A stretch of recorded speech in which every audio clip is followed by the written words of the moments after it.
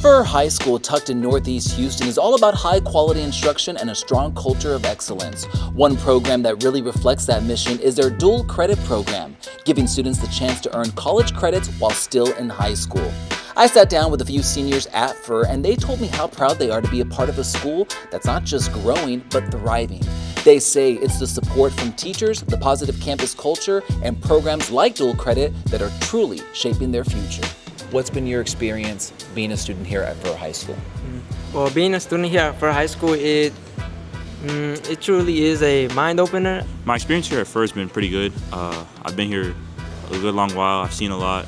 The dual credit program has been really good at Furr because it really pushes you to be better. It sets expectations for college, after higher education.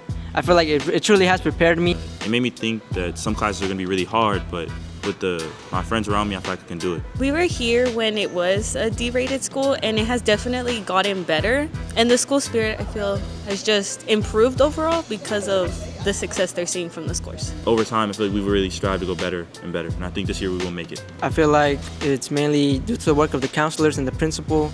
They all contribute to one cause. Because at the end of the day, it's you who wants to get better.